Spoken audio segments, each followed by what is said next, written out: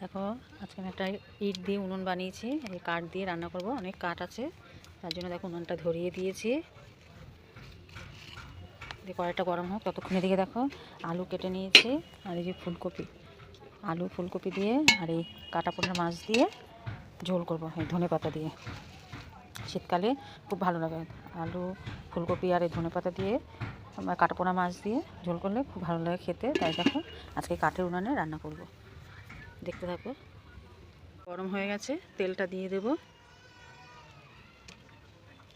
তেলটা গরম হোক ততক্ষণে মাছে একটু নুন হলুদ মাখিয়ে নেব। হলুদটা আমি দিয়ে দিয়েছি, নুনটাও দিয়ে দেবো, দিয়ে এবার মাখিয়ে নেব।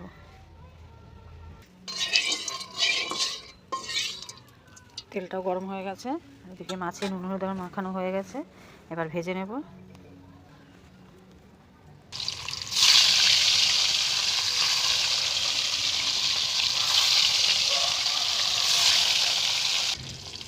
মাছটা এক পিঠ ভাজা হয়ে গেছে, এবার একা করে উল্টে নেব।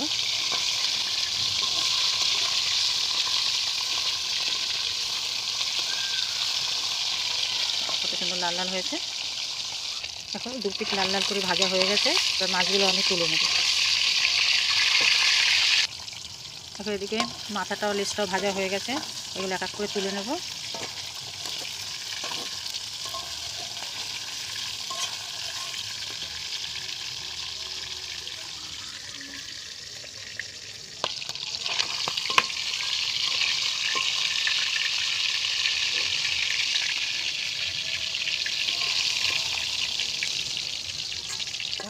মাথাগুলো সব তুলে নিয়েছি।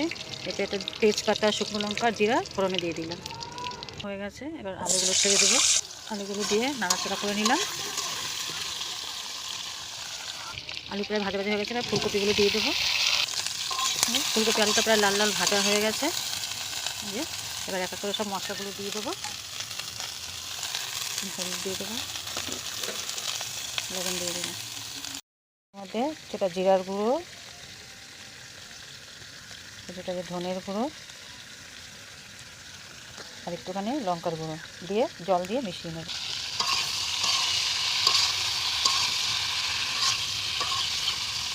দেখো এদিকে যে মশলাটা মিশিয়ে রেখেছিলাম সেটা ফুলকপি আলুর মধ্যে দিয়ে দিলাম, দিয়ে একটু এবার নেড়ে ছেড়ে নেব। দেখো ফুলকপি আলু কত সুন্দর লাল লাল করে মশলাটা মাখানো হয়ে গেছে, একদম মাখা মাখা হয়ে গেছে, একটু কষা কষা আর একটু করবো, করে জল দিয়ে দেবো। এদিকে ফুলকপিটা পুরো কষানো হয়ে গেছে, দেখো তেলও ছেড়ে দিয়েছে। এবার এর মধ্যে জল দিয়ে দেবো।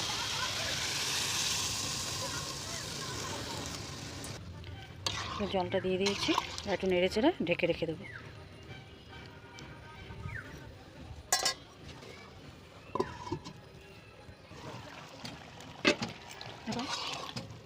ঝোলটা প্রায় টেনে এসছে। এবার দেখো ফুলকপিটা দেখছি হয়েছে না, দেখো খুন্তিটা পুরো ঢুকে যাচ্ছে, হয়ে গেছে। একটু ধনে পাতা দেবো, নামিয়ে নেবো। এক করে মাছগুলি সব দিয়ে দেবো এতে।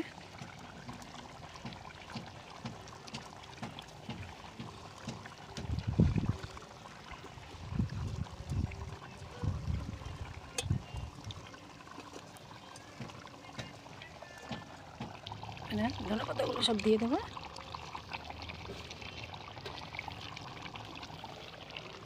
দিয়ে একটু নেড়ে চেড়ে নেবো। ঝোলটা একটু কম হয়ে গেছে, তো কড়াইটা ধুয়ে দিয়ে দেবো। দেখো তরকারিটা আমি নামিয়ে নিয়েছি, একটু ঝোলও কম হয়েছে তার জন্য দেখো কড়াইতে জলও দিয়ে দিয়েছি, জল দিয়ে একটু নুনও দিয়ে দেবো। এখন জলটা ফুটে উঠেছে, একটু নুনও দিয়ে দিয়েছি। এবার এটা কড়াইতে ঢেলে দেবো, কড়াইটা গামলার মধ্যে ঢেলে দেবো। দেখো হয়ে গেছে আমার ফুলকপি আর কাটা পোনা মাছ দিয়ে ধনেপাতা দিয়ে মাছের রসা। কত সুন্দর হয়েছে, কালারটা দেখতে যত সুন্দর তার না খেতে অসাধারণ।